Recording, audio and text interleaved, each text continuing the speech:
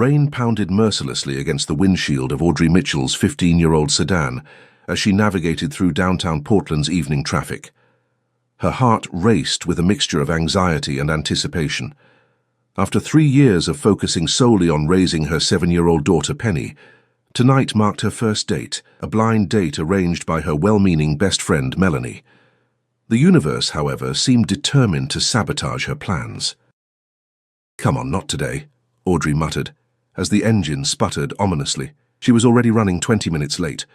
The car jerked forward before rolling to a complete stop at the side of a busy street, still 6 blocks away from Elysian, the upscale restaurant where her date awaited. Rain continued its relentless assault as she fumbled for her phone, calling Melanie in panic. "The car broke down. I'm going to have to cancel," Audrey said, fighting back tears of frustration. "Absolutely not," Melanie replied firmly. "Ryan Walsh is the most eligible bachelor in Portland. Do you know how many strings I had to pull to set this up? You're going, even if you have to crawl there." Audrey glanced at her reflection in the rearview mirror. Her chestnut hair, which she had spent an hour styling, framed her face perfectly, and her emerald green dress, a splurge she couldn't afford, accentuated her slender figure. She hadn't felt this beautiful in years. "Fine," she sighed, grabbing her purse and stepping out into the downpour. By the time Audrey rounded the 3rd block, the rain had transformed the sidewalk into a muddy obstacle course. Her heels, rarely worn since becoming a mother, betrayed her as she navigated around a construction site. One misstep sent her tumbling directly into a massive puddle of brown, murky water. The fall was spectacularly ungraceful, and when she stood, her once elegant dress was now coated in mud from chest to hem. A passerby offered assistance, but Audrey waved them off, mortified. "Perfect," she whispered, tears mingling with raindrops on her cheeks.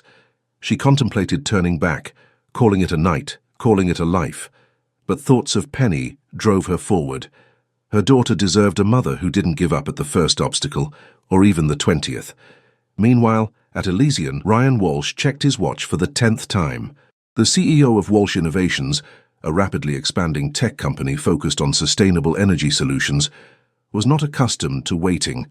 At 35, his relentless work ethic had earned him a reputation as brilliant but impatient. Business meetings, dates, life itself, everything operated according to his precisely calibrated schedule. "Another glass, sir?"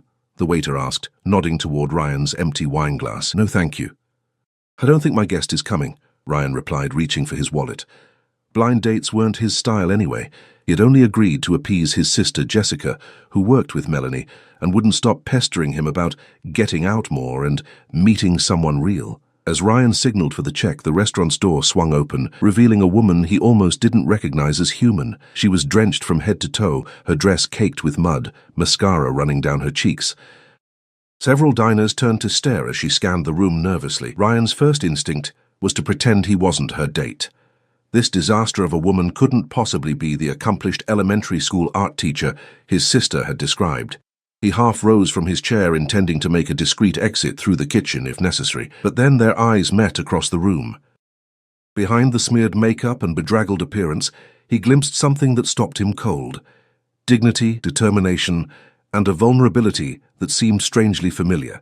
Audrey spotted him immediately, tall, impeccably dressed in a charcoal suit, with dark hair and striking blue eyes. She recognized him from the photo Melanie had shown her. Mortification washed over her anew as she watched his expression shift from confusion to what she assumed was horror. This was a mistake.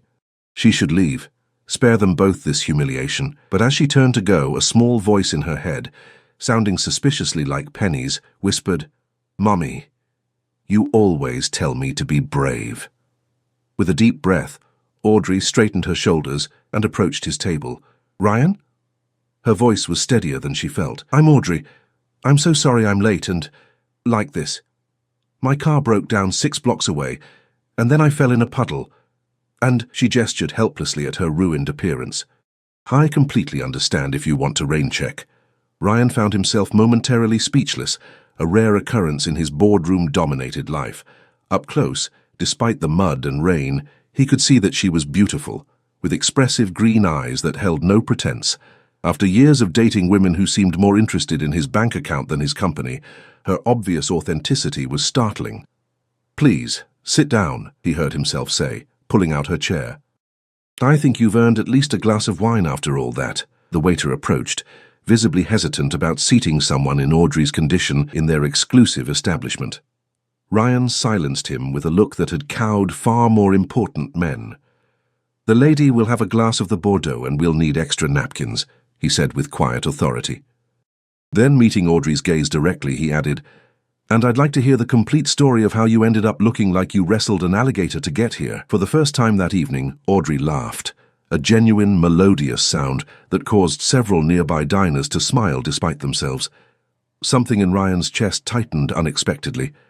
"I should warn you," she said, accepting the napkins and attempting to dab at the worst of the mud. "This isn't even close to the most chaotic thing that's happened to me this week." As Audrey recounted the series of mishaps that led to her arrival, including her daughter Penny's science experiment gone wrong that had turned their kitchen ceiling blue just yesterday, Ryan found himself captivated. She spoke with humor and warmth about her life as a single mother, her job teaching art to elementary school children, and her perpetually disaster-prone existence. There was not a hint of self-pity, only a refreshing resilience he rarely encountered in his meticulously controlled world. By the time their entrees arrived, Audrey's dress had dried into a stiff, mud-caked disaster, but neither of them seemed to notice. Ryan shared stories of corporate catastrophes and his own childhood misadventures, revealing a playfulness beneath his polished exterior. The conversation flowed effortlessly, punctuated by laughter that drew curious glances from other diners. What neither knew was that across the restaurant, a woman recognized Ryan and discreetly took a photo of him dining with the mud-covered Audrey. By morning, the image would be circulating on social media, sparking questions about the mysterious woman who had captured the attention of Portland's most eligible bachelor. The morning after their unexpected connection, Audrey awoke to Penny bouncing on her bed, clutching her mother's phone with wide eyes. "Mommy, you're on the internet. Is that the man from your date? He looks like a prince." Penny thrust the screen toward Audrey's face, revealing a photo that made her stomach drop. There she was, mud-caked and laughing across from Ryan, whose smile revealed a warmth she hadn't fully appreciated in the moment. The caption read, "CEO Ryan Walsh slumming it." The normally fastidious businessman seemed captivated by this disheveled mystery woman last night at Elysian. "Oh no," Audrey groaned, burying her face in her pillow as memories of the previous night flooded back. Despite her disastrous appearance, the evening had evolved into something unexpectedly wonderful. Ryan had insisted on calling her a car service after dinner, had been genuinely interested in her life, and had asked to see her again. She'd assumed he was being polite. Surely a man like him wouldn't want a second date with Hurricane Audrey. But now this photo had complicated everything. Her phone buzzed with a text from Melanie. "Girl, call me right now. You're trending locally." Before she could process this new horror, another text appeared. From Ryan. "I see we're famous. Breakfast tomorrow? I know a place where they don't mind a little mud." Audrey smiled despite herself, but hesitation quickly followed. The enchantment of last night aside, reality loomed large. She was a perpetually overwhelmed single mother who could barely keep her life together, while he ran a multi-million-dollar company. What could possibly come of this? "Is he your boyfriend now?" Penny asked, her eyes hopeful. Since her father had walked out when Penny was just 4, claiming he wasn't cut out for family life, Audrey had focused solely on creating stability for her daughter. Dating hadn't been a priority. "No, sweetie, we just had dinner," Audrey replied, tousling Penny's blonde curls. "Now let's get you ready for school." As Audrey navigated the morning routine, her phone continued buzzing with notifications. By the time she dropped Penny at school, 3 parents and 2 teachers had mentioned the photo. Apparently, dating Portland's most eligible bachelor qualified as breaking news in her small community. At the elementary school where she taught art, Audrey tried to focus on her classes, but her colleagues made it nearly impossible. "Details." "Now," demanded Diane, the 3rd-grade teacher, cornering Audrey in the supply closet during lunch break. "How does someone even get a date with Ryan Walsh? Doesn't he usually date models or executives?" "It was a blind setup," Audrey explained, organizing paintbrushes with unnecessary concentration, "and it was just one date." "That's not what his face says in that photo," Diane pointed out. "He's looking at you like you're the answer to a question he didn't know he was asking." Audrey dismissed this with a laugh, but the comment lingered as she guided her 4th-grade class through a watercolor project that afternoon.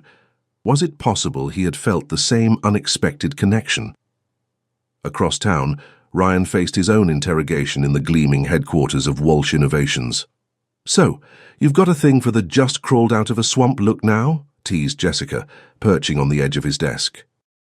As both his sister and the company's director of operations, she enjoyed special privileges, including the right to barge into his office unannounced. "Don't you have a department to run?" Ryan responded, not looking up from his computer. "I'm multitasking. Seriously, though, Melanie says Audrey's amazing, but this isn't like you. You once broke up with Veronica because she wore the wrong shoes to a charity gala." "That wasn't about the shoes," Ryan muttered, though he knew the criticism wasn't entirely unfair. He had always valued precision and perfection in his business and in his personal life, but something about Audrey's unfiltered authenticity had struck a chord. "I've asked her to breakfast tomorrow," he admitted. "There's just something about her that's refreshing." Jessica's teasing expression softened. "Good, you work too hard, and you could use someone who makes you laugh." As Jessica left, Ryan found himself staring at the photo that had now been shared thousands of times. He should be annoyed by the unwanted attention, the speculation it would invite about his personal life. Instead, he found himself studying Audrey's face, her genuine smile, the spark in her eyes. In a world where everything was calculated and curated, she had shown up completely unvarnished, vulnerable yet resilient. It was intriguing. The next morning, Audrey dropped Penny at her friend's house for a Saturday playdate and drove to meet Ryan at the address he'd sent.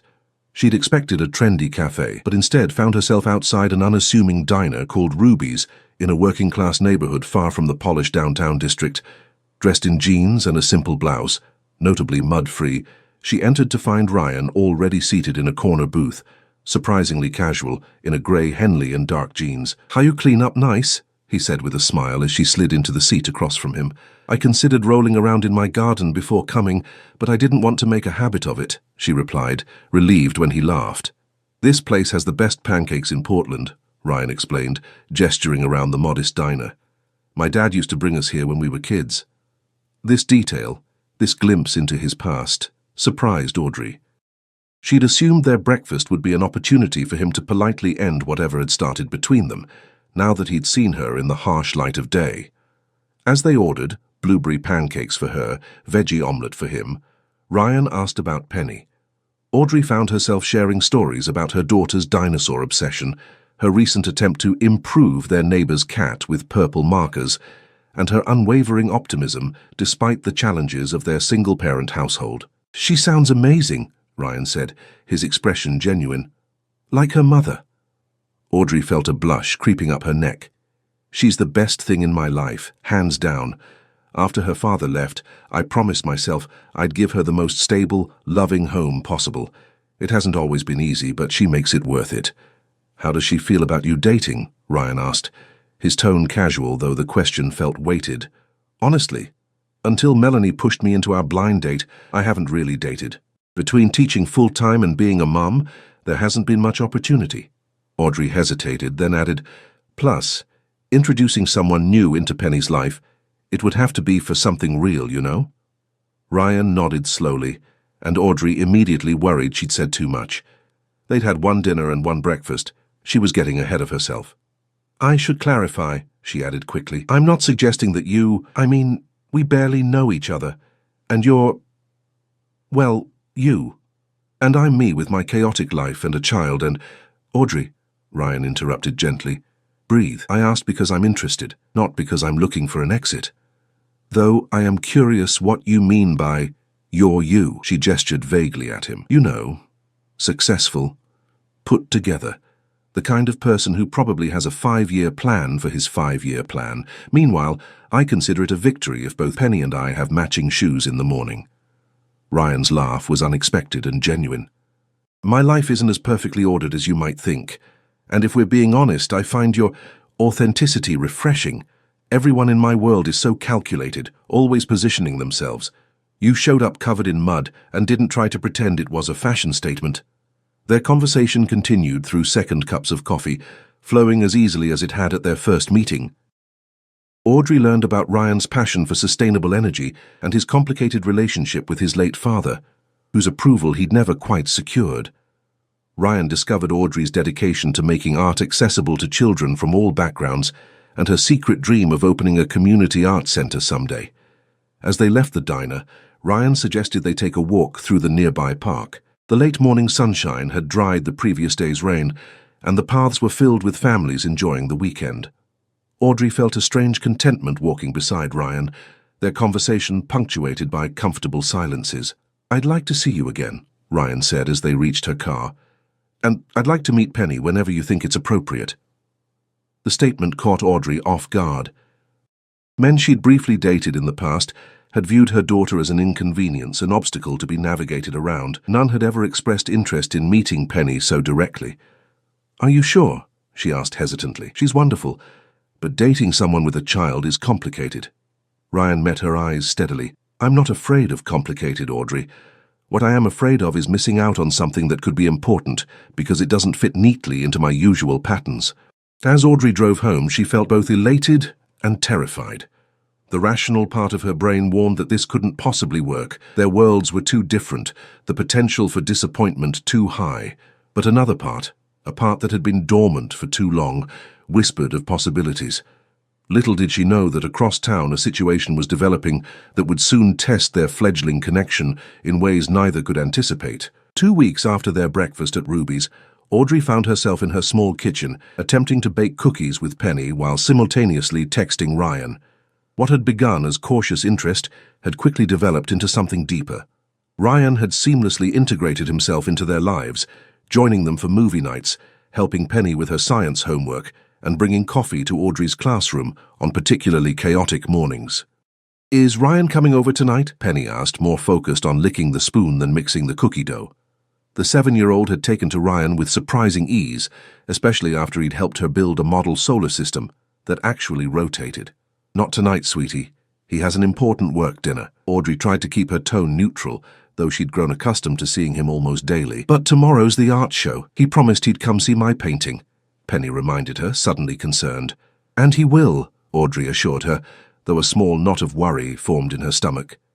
The elementary school's annual art showcase was a significant event for her professionally and personally. Penny had worked for weeks on her painting, and Ryan's promise to attend meant everything to the little girl. Audrey's phone chimed with a message from Ryan. "Just confirmed. Flying to Chicago tomorrow morning for emergency meeting with investors. Might not make it back in time for the art show. Can we reschedule dinner tonight to discuss? So sorry." Her heart sank. She understood the demands of his position. Running a company meant unpredictable emergencies, but explaining this to Penny would be difficult. Before she could formulate a response, another message appeared. "What if I send a car to bring you and Penny to dinner at my place instead? I need to pack, but I want to see you both before I leave." The thoughtful compromise made Audrey smile. This was the Ryan she was falling for, someone who found solutions, who made room for her and Penny in his complicated life. Later that evening, as Penny explored Ryan's spacious downtown penthouse with wide-eyed fascination, Audrey helped him pack for Chicago. "I've never seen a bathtub this big," Penny called from the master bathroom. "It's like a swimming pool," Ryan laughed, folding a dress shirt with practiced efficiency. "I'm really sorry about tomorrow," he said quietly to Audrey. "This investor meeting came out of nowhere, and if we don't secure this funding round, the new sustainable energy project can't move forward." "We understand," Audrey assured him, though disappointment lingered. "Your work is important." "So are you," he replied, catching her hand. "Both of you, I'm trying to figure out how to make this work." The sincerity in his eyes made Audrey's chest tighten. She'd been guarding her heart, waiting for the moment when Ryan would realize that her chaotic, modest life didn't fit with his. But that moment hadn't come. Instead, he seemed increasingly determined to build bridges between their worlds. Over a dinner of takeout pasta, served on Ryan's ridiculously expensive dinnerware, Penny chatted animatedly about her painting for the showcase. "It's our family, but with Ryan too," she announced between bites of fettuccine. "And a dog. Can we get a dog, Mom?" Audrey nearly choked on her wine. "Penny, honey, we've talked about this. Our apartment doesn't allow pets." "We could move here," Penny suggested with a child's straightforward logic. "Ryan has lots of room." An awkward silence descended. They'd been dating for only 2 weeks. Far too soon for such conversations. Audrey felt her cheeks burning with embarrassment.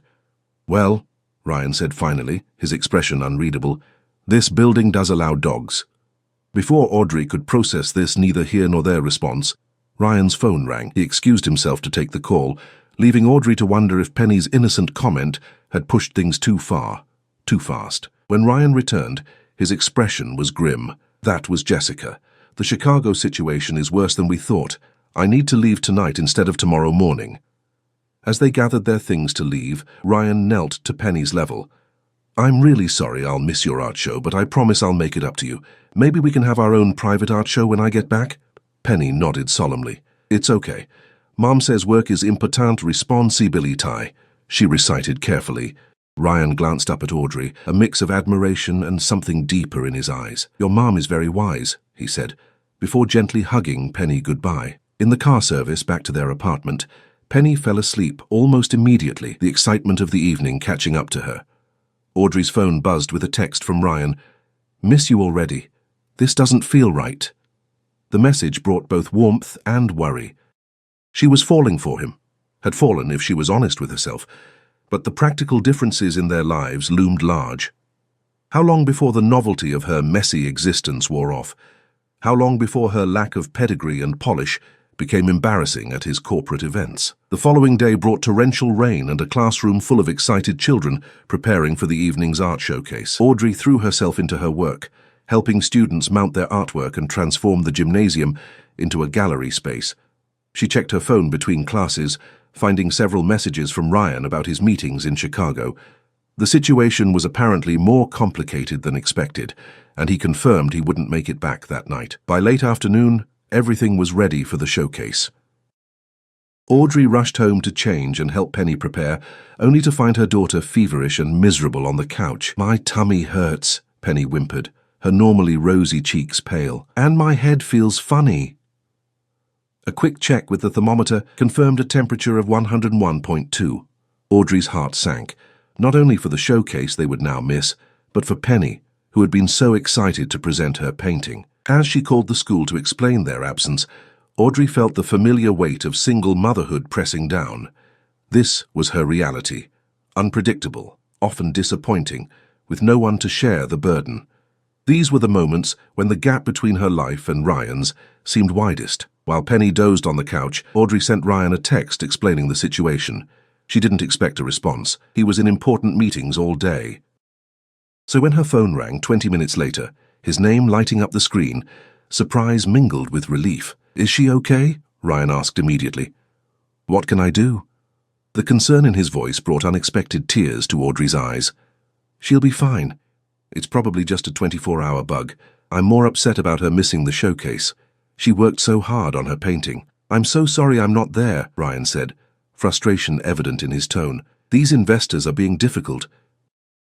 "We're still in negotiations. You don't need to apologize," Audrey assured him. "This is just life with a child, unpredictable and messy. Keep me updated," he asked. "I need to head back into the meeting, but I want to know how she's doing." After they hung up, Audrey settled in for a night of tending to her sick child, trying not to dwell on the disappointing turn of events. She sent periodic updates to Ryan, not expecting much engagement given his crucial meetings. Around 9 p.m., a knock at the door startled her. Opening it revealed Ms. Garcia, the principal of their elementary school, holding a large canvas covered with a cloth. "I thought Penny might want to see this," the principal said warmly, stepping inside to reveal Penny's painting, professionally mounted and accompanied by a blue ribbon that read, "Principal's Choice Award." "The judges loved it," Ms. Garcia explained. "They said its heart and emotion stood out among all the entries." Penny, roused by the visitor, squealed with delight despite her illness when she saw the ribbon. The painting itself was unmistakably a child's work, simplified figures standing hand in hand, but the careful attention to detail was evident. Penny had painted Audrey in her green dress, minus the mud, herself in her favorite dinosaur t-shirt, and Ryan in what appeared to be a superhero cape. "It's our family," Penny explained to Ms. Garcia proudly.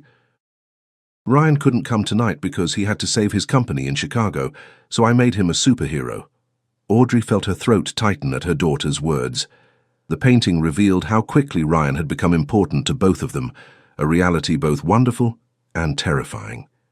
After Ms. Garcia left, Audrey sent Ryan a photo of Penny holding her ribbon, followed by a closer shot of the painting itself.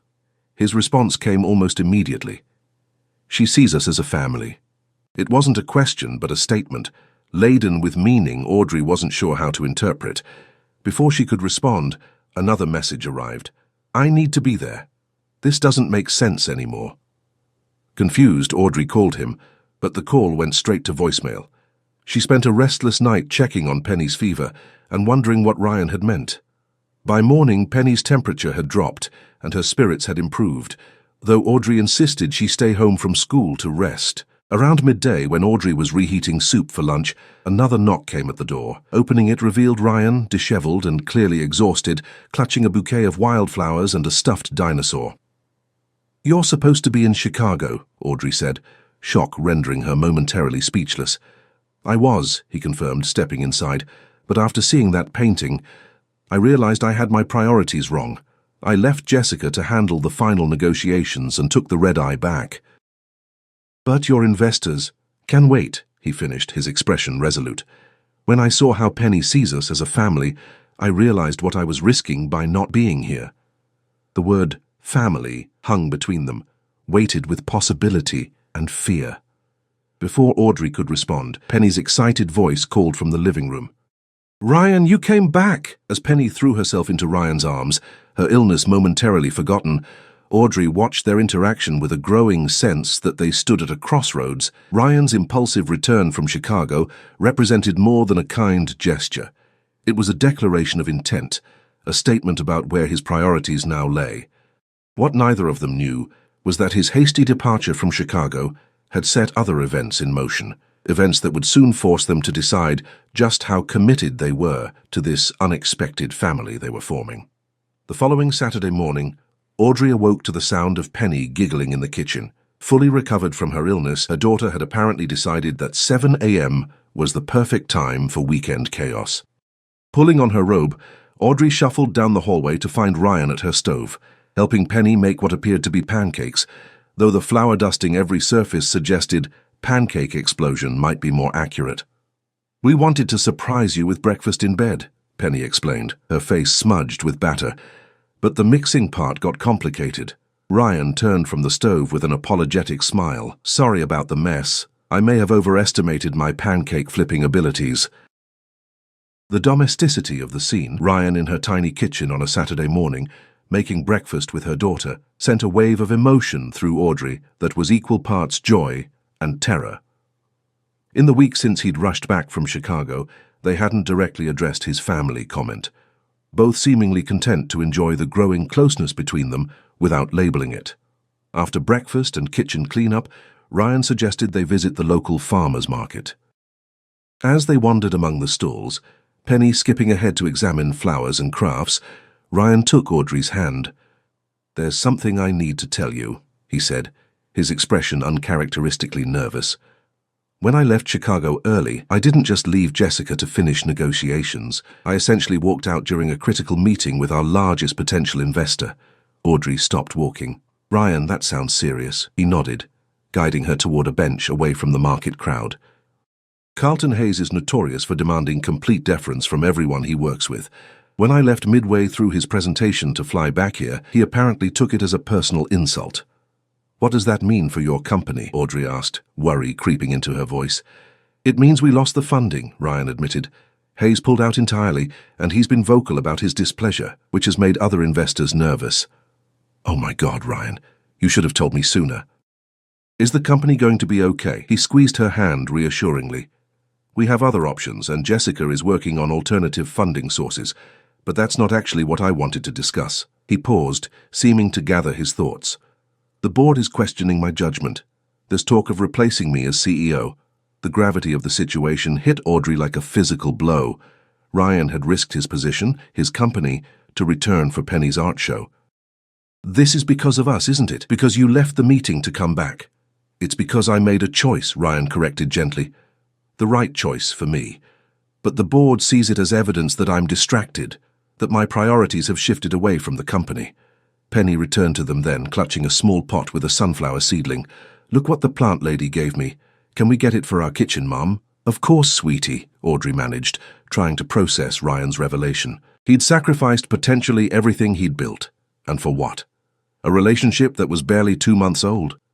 The rest of the day passed in a blur of normal activities: lunch at their favorite cafe, a trip to the bookstore, ice cream in the park. But beneath the surface of these ordinary moments, Audrey's mind raced. She'd been waiting for the other shoe to drop, for Ryan to realize their worlds were too different. Instead, it seemed his world was crumbling, because he'd chosen them. That evening, after Penny was asleep, Audrey finally voiced the thoughts that had been consuming her. "You shouldn't have left that meeting," she said softly, sitting beside Ryan on her worn couch. "Your company needs you."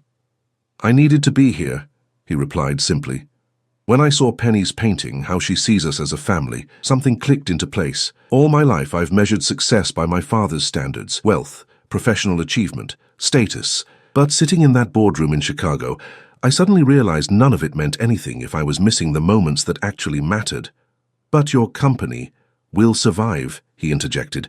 "We're exploring a merger with Westbrook Technologies that could solve our funding issues. And if the board still wants me out, well, then I'll figure out what comes next." Audrey shook her head, overwhelmed by his apparent calm in the face of potential professional disaster. "How can you be so cavalier about this? You've worked your entire life to build Walsh Innovations." "I'm not being cavalier," Ryan said, his expression serious. "I'm being honest about what matters most to me now." He took her hands in his. "Audrey, meeting you and Penny has changed everything. For the first time, I can envision a life defined by more than spreadsheets and stock prices." The sincerity in his eyes left her speechless. This was the moment to be honest about her own fears, that their relationship was moving too fast, that the novelty would wear off, that their differences would eventually drive them apart. Instead, she found herself asking, "What happens if you lose the company?" Ryan's smile held no trace of regret. "Then I start something new. I've been thinking about it anyway, a smaller venture focused specifically on renewable energy solutions for underserved communities. Less profit potential, but more direct impact." "You've really thought this through," Audrey said, surprised. "I've had plenty of sleepless nights lately," he admitted. "Not because I regret my choices, but because I'm excited about possibilities I never considered before." Before Audrey could respond, Ryan's phone rang, Jessica calling with an update on the Westbrook merger negotiations. As he stepped into the kitchen to take the call, Audrey was left to consider the transformation in the man she was falling in love with. The precise, schedule-driven CEO was willingly embracing uncertainty for the first time in his life because of them. Monday morning brought unexpected developments. Audrey was supervising her students' free drawing time when the school secretary appeared at her classroom door. "There's someone here to see you," she said with unusual formality. "A Mr. Carlton Hayes. He says it's urgent." The name hit Audrey like a bucket of ice water. Carlton Hayes, the investor Ryan had offended by leaving Chicago. What could he possibly want with her? In the school's front office waited an imposing man in his 60s, impeccably dressed in a suit that probably cost more than her monthly salary. His expression was impossible to read as he extended his hand in greeting. "Ms. Mitchell, thank you for seeing me without an appointment. I understand you're Ryan Walsh's significant other." Audrey shook his hand, struggling to maintain her composure. "Mr. Hayes, this is unexpected." "Indeed. I'll be brief, as I'm sure you need to return to your students." He studied her with calculating eyes. "I've been informed that Ryan Walsh left our investment meeting to attend your daughter's art show.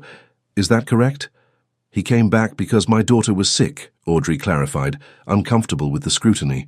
"The art show had already passed." Hayes nodded slowly. "Interesting. And this relationship between you and Walsh, it's serious?" Audrey bristled at the intrusive question. "I don't see how that's relevant to your business dealings with Ryan."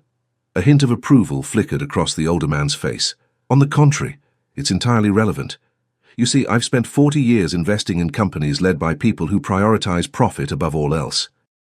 It's made me very wealthy, but lately I've been questioning the legacy I'm creating." He paused, his expression softening slightly. "When Ryan walked out of that meeting, my initial reaction was anger. But upon reflection, I realized I was witnessing something increasingly rare in business. A man with clear priorities." Confusion replaced Audrey's defensive posture. "I'm not sure I understand." "I want to invest in Walsh Innovations," Hayes stated simply, "but only if Ryan remains CEO. A man who understands that some things matter more than money is precisely the kind of leader I want to back at this stage in my career." Stunned, Audrey could only stare as Hayes continued. "I came to meet you myself because I wanted to understand what could possibly be important enough to make Ryan Walsh risk everything. I believe I have my answer." He handed her a business card. "Please tell Ryan I'd like to resume our discussions at his convenience.